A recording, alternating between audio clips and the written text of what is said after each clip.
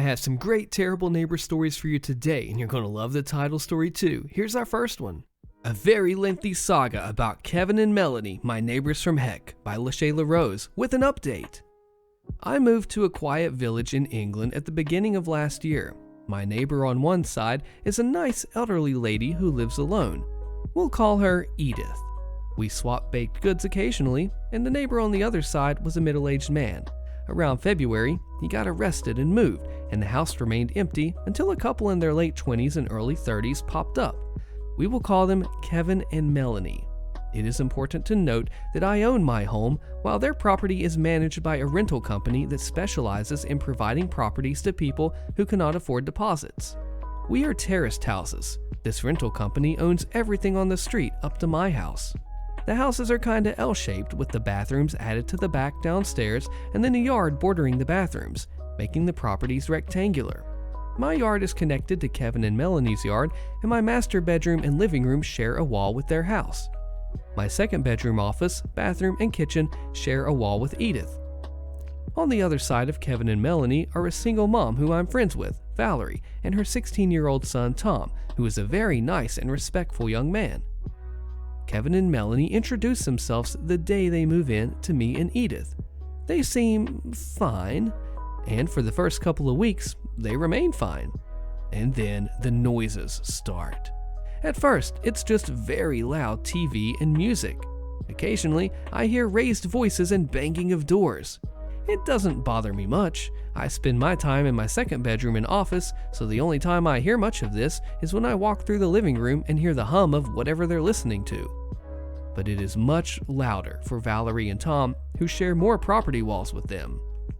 Then one night, around 1 a.m., I am woken up to the sounds of them doing it so loudly it's as if I'm in the room with them. This becomes a routine. Anywhere between the hours of 10 p.m. and 2 a.m., I get woken up and have to spend 20 minutes of my life listening to them bang. Sometimes, if I got lucky, it would be 2 or 3 times a night. And then sometimes in the morning between 6 and 9 a.m.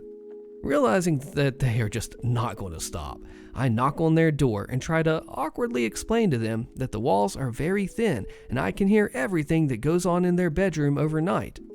They pretend that they don't understand me, and then they slam the door in my face. Then the blazing rows begin.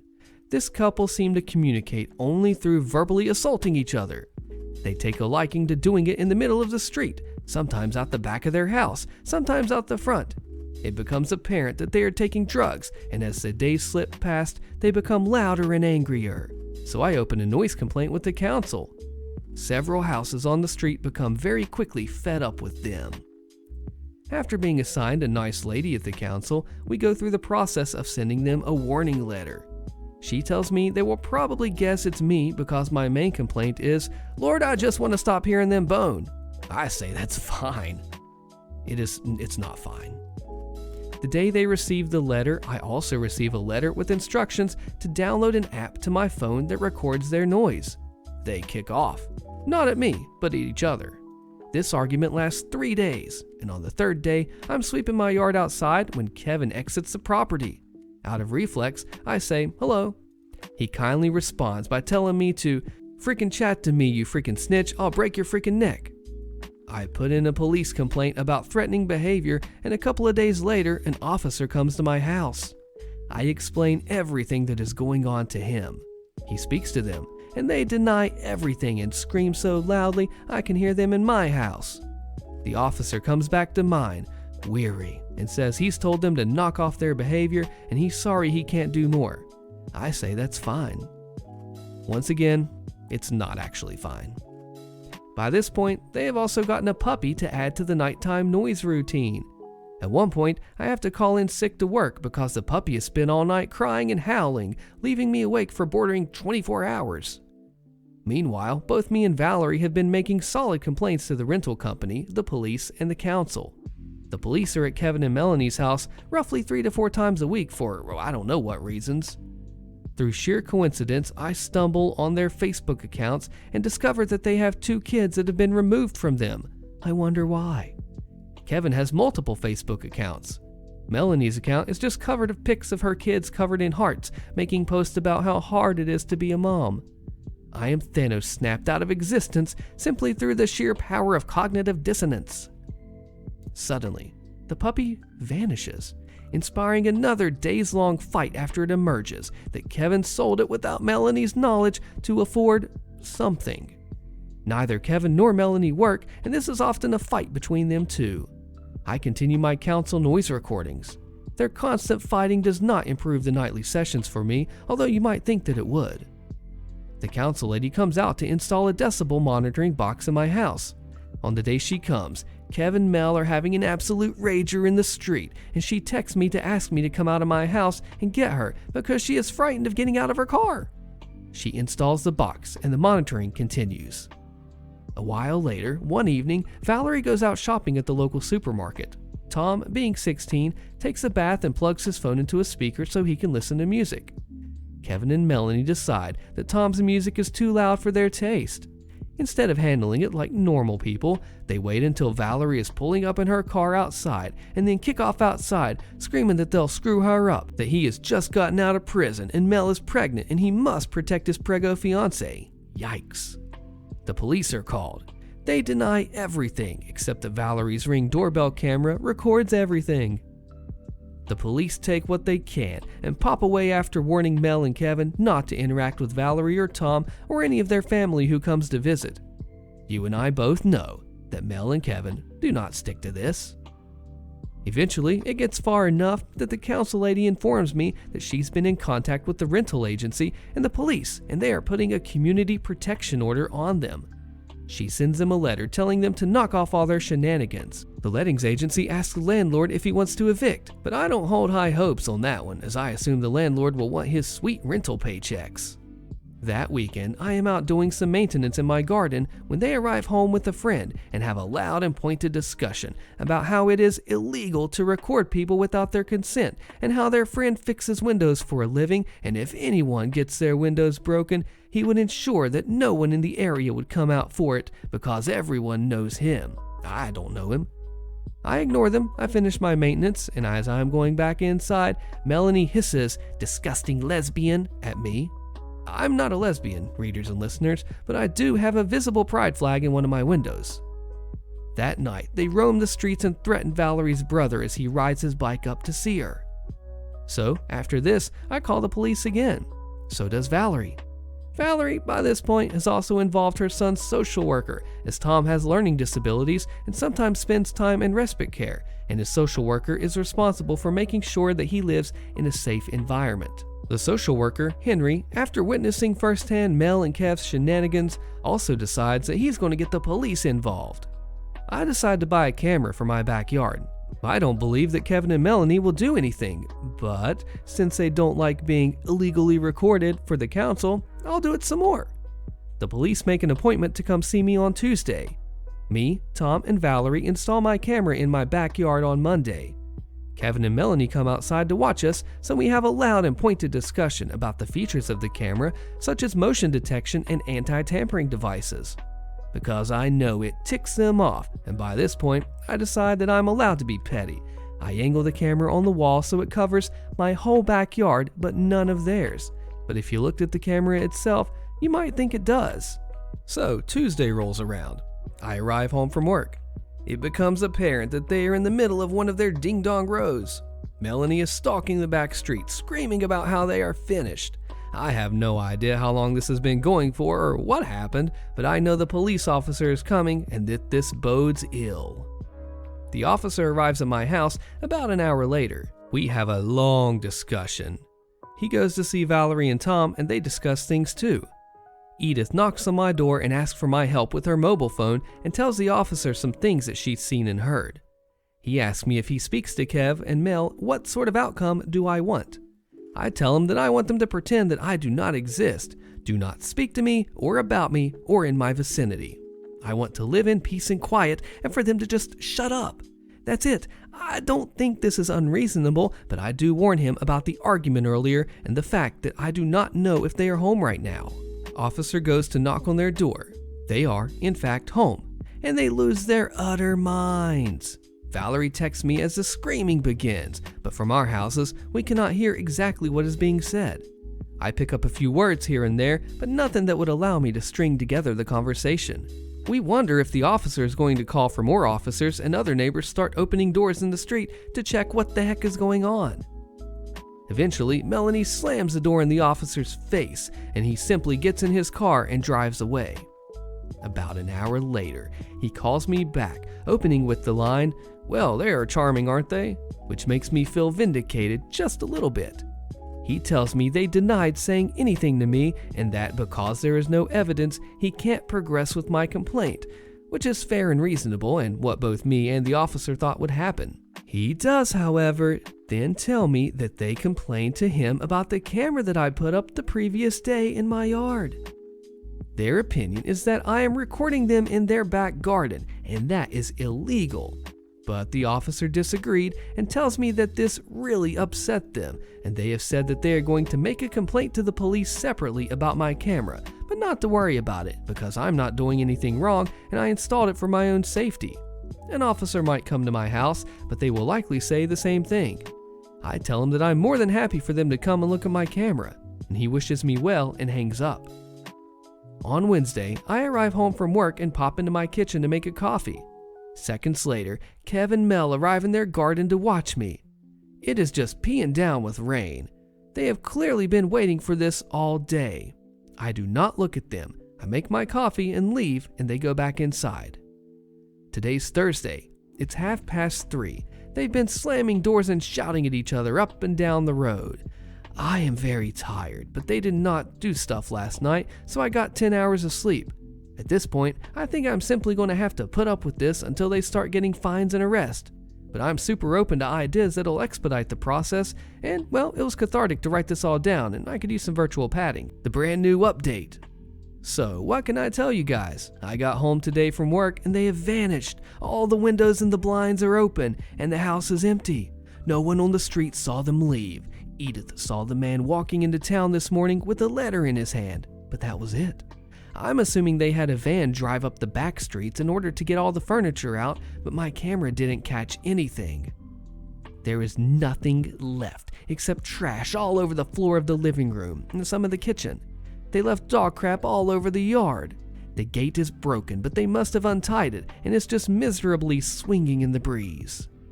I did phone the lettings company to let them know, as yesterday they were offering Avon catalogs to people on the road, but I probably won't find out what happened. It's none of my business. If I had a guess, I knew that in special circumstances, the lettings agency could order a 48-hour eviction notice. So I am wondering if they received that and have appropriately Thanos snapped themselves out of my life. They may still be in the area, but I honestly don't care. I am free. It is over. I have ordered myself a celebratory KFC. As much as I want to know what happened for sure, I'd just be glad that they were gone. OP, so glad to hear that everything is good and what a pleasant surprise for you. My racist, thieving, trespassing neighbors, posted by Gingerbread1313. This is going to be a long one, but I'm angry, so here we go. For some context, I, a female in my 20s, moved some states over for college, but it didn't work out as I struggle immensely with anxiety and depression. When my mom came out to visit me, she discovered that my apartment basement was filled with mold and had the crazy idea to buy me a fixer-upper home for stability while I got better. Her plan worked, by the way. I graduated and I'm now working in a hospital and beginning to pay my mom back. I know her plan was crazy, and so much I am forever grateful for the chance that she gave me because I would not be here today without it. But I digress. In the summer of 2021, we found a house, cute little Italianate built in 1869. Needed a ton of work, like electricity, bathrooms, and kitchens. This was a fixer-upper. But I loved it, and my mom loved it because we like old things. The best part of the house is it can easily be divided into a duplex, and we plan on renting one half out. There was one problem though. There was a garage almost behind my house that the realtor claimed was our garage, which made sense. It was so close to the house. We didn't think much of it. My mom bought the house and I moved in January of 2022. 2 weeks after I moved in, my next door neighbors, renters, moved in next door. Straight away, they were parked in front of my garage. So I went out to inform them as politely as I could that it was my garage and they could please park elsewhere. My neighbor, a male in his 30s, let's call him Gunner because he has an equally stupid macho name in real life, told me that I was wrong and explained to me that the property line was at this weird angle, so even though the garage was behind my house, it was on his property. I was so shocked, but he showed me a tax map and he was correct. He pointed to some old standalone fence posts between my backyard and his driveway and garage, fence posts that I previously assumed were remnants of a backyard enclosure, not a property division, and he noted that they were at a slight angle like the tax map. He was right. So I stood at the end of the driveway with him and adjusted where I stood until the fence post lined up with my eyeliner. "So this must be the property line?" I asked him, to which he immediately denied it, because I was standing in the middle of his driveway. He went on to claim that the property line must either go through my house or around my house, since the driveway was 100% his, apparently. Further, he claimed that his landlord promised him they could park their cars side by side, implying parking in my driveway in front of my house, which was ludicrous, although a neighbor later informed me he saw them doing just that at one point. So we're at an impasse here. Gunner had shown me the tax map, and it seemed clear that the diagonal line did intersect the driveway halfway, judging by the old fence post and the way his garage, my shed, and my house were all lined up. But he claimed the entire driveway was his, so we had to clear this up, and fast. How to do that the best? My mom hired a surveyor.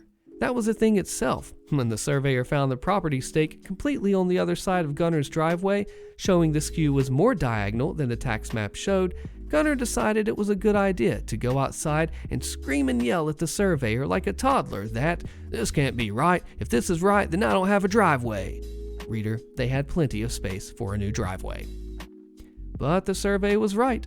The fence posts were actually off kilter. Gunner continued to harass me, even going so far as going outside late at night to watch me park, to ensure that I didn't park on his property, I suppose.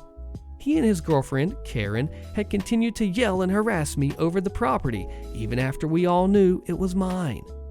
I even found it ridiculous they cared this much, since they are simply renting the house and the landlord didn't seem to care at all whenever we contacted him, but I digress. We got approval from the landlord to properly mark the boundary line, and in doing so, Gunner came out to scream at us that we were breaking the law, that changing the tax maps was illegal, and my mother suggested that if we were breaking the law, we could call the police for him, and that shut him up rather quickly. From then on, things quieted down a bit. I ignore the jerks next door, they ignore me, and life moved on. Slowly though, they began to forget. They drove over all the property markers that we set up, destroying them. Staying on your own driveway must be absolute rocket science, judging by how hard it was for these people to do. But one day, Gunner saw me in the backyard and randomly proclaimed that we were too close to neighbors to hate each other. I was all too eager to bury the hatchet, so I immediately agreed and we began to talk. While talking, he complained about the whole situation, making my mother out to sound like a crazy woman who was in the wrong, and he admonished me for daring to call the police since he and the cops don't mix. I'm no fan of cops either. What else was I supposed to do? Well, I am non-confrontational and anxious, so I sort of crumpled and apologized for every single thing. It was in this conversation that he casually revealed that he occasionally steals my firewood for his fire pit. I was shocked. I had noticed absent-mindedly before that the woodpile was smaller than I remembered, but this made it click in my mind. Gunner and Karen have a fire pit, but they don't have any wood of their own. At the time, it looked like that they had stolen 30 to 50 logs, including all the logs that I had split into quarters for my own wood-burning fireplace. Gunner invited me over that same night for beers in his garage with him and Karen and some of their friends. I was still in shock over the firewood, but I agreed. Of course, at the small party, Gunner and his friends proceeded to steal 3 logs while I was there. All the while, Karen was desperately whispering through clenched teeth that I was sitting there. Obviously, someone knew it was wrong, but she didn't apologize either. Besides that, it was an awful party. Gunner is extremely racist, referring to rap music as a slur, and then saying that slur no less than 20 times the entire time I was there. In front of his young children, no less. He and Karen repeatedly swore and cursed and made sexual jokes and references in front of children as young as 2, which I found highly inappropriate and distasteful, but maybe that's just me. I left the event not knowing what to do, but I worked up the courage the next day to ask him kindly to no longer steal. Karen didn't even look at me, and all Gunnar did was laugh it off and say that he had stolen one too many. I took a photo of my woodpile for comparison purposes further on and went about my life.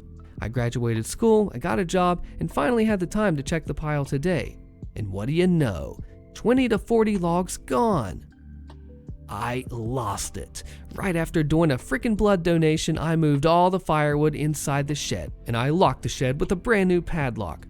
I'm so done with these people. There's so many other details that I left out, but Gunnar constantly claimed everyone loved him so much. Wonder how much they'll love him when I tell all the kindly neighbors how big of a racist, lying thief that he is. Can't wait for the shed. Also, I want to note that after finding out that he stole from me months ago, I didn't tell anyone, wanting to give Gunnar the opportunity to do something as simple as not steal. I also forgot to mention that they keep their dogs chained up outside all year, even in the New England winter. Not huskies or anything, mind you, short-haired, sweet dogs. Sean BZA in the comments says, "Hi Sean, why have you not both laid a charge against them and recorded them screaming at you and gotten at least the paperwork started for the landlord to either evict them or sit with the lawsuit is silly. You need to stop letting them run over you and get both cameras cheap enough now to record them stealing the wood and tell their landlord that you're going to hold him accountable for any time they either steal your wood or trespass on your property or scream at you or drive onto your property." OP says, "Unfortunately, there's nothing to do about the dogs. We tried. I live in a small town and there's no law about tying your dogs up outside. Stand your ground, OP, because if you don't, he's going to continue to take advantage of you." How would you handle this if you were OP? Neighbor is suing for $3,000 for the cost of half of a fence. Our neighbor is suing us for the cost of half of $6,000. When we moved into the house almost 2 years ago, she approached us within the week that we moved in, introducing herself, very friendly, and then proceeded to say she wanted to replace the fence. We let her know that we wouldn't be able to at that time because we had just bought the house and didn't have the extra money. We hadn't talked to her about the fence since then, except one time when my husband repaired the pickets with brand new ones to make sure that our dogs didn't bother her. Her son saw that we were replacing pickets and praised my husband for it, stating that as long as we can just replace pickets as needed, it would save us all money, and we agreed. So fast forward to last summer, our neighbor that we share our back fence with gave us a 3-month notice that she was going to replace the fence entirely due to her huskies getting out all sides of her fencing. So we asked her if she needed us to cover any part so that we could save for it. She let us know that we wouldn't need to pay for it, and then we thanked her. 3 months later, when it was the weekend to replace the fence, our neighbor let us know the day and the hours that the company would come to work and just asked us to let our side neighbors know that construction would be happening, which we did. Upon going to the lady's house on our side and letting her know as a courtesy, she tells us, "Well then, I want to replace my fence as well." So we let her know that we weren't the ones replacing our back fence. She then stated that she didn't care and that she wanted the fence replaced and she was going to have a company come and do it within 2 days, and we would owe her half of a brand new redwood fence that would match the rest of the fencing in her backyard. We shared a cedar fence prior, and we told her that we wouldn't be able to do it on such a short notice and that we weren't going to split the difference for premium materials. She did not listen, and that Saturday, we woke up to someone tearing down our back gate and replacing the fence. They even came to knock on our back door, asking to borrow axes and shovels because they didn't bring any tools. We weren't going to, but she started screaming that we were trying to hinder her fence build, so we let them borrow tools. It took them almost 3 complete days to replace the one side of the fence. They never put our gate back onto the fence because they said they weren't paid to. So my husband had to go buy materials to reattach our gate and to fill in pickets between our gate and the fence. We later received a certified letter stating that we owed her $3,000. We emailed her asking for an itemized receipt that we never received. A month after the fence was installed, we had a lot of rain. The fence started bowing and falling over, and her landscaping company had to fix it. Almost a year later, she is now suing us for half the cost of a fence build. We really don't want to pay for an overpriced fence that we didn't receive adequate notice about and wasn't even installed correctly, and could need replacing soon due to how horrible it was completed. Is there any way we can win the lawsuit? Do you agree with this? It basically says you have to put it in writing to make it happen, and it just depends on the laws of the state. If it was falling apart, then you both share responsibility. But I'm saying, like, if it's not, then it is on them. What would you do in this situation? Karen neighbor destroys my property and then calls the cops on me. I'm innocent. Click the video on your screen so you hear how this ends, and I'll see you there.